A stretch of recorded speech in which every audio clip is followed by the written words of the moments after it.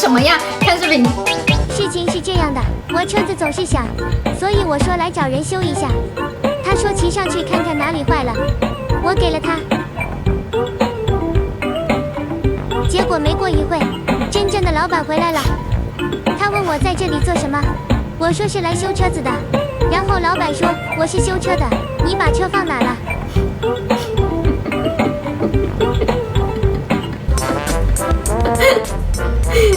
车放哪了？车被骑走了。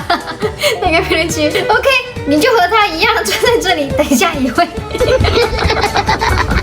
车子是不响了，开始响车子了。大家不用担心的，自行车没丢，那个是他的亲戚，误会。哎呦，还好，我就说哪来那么多坏人。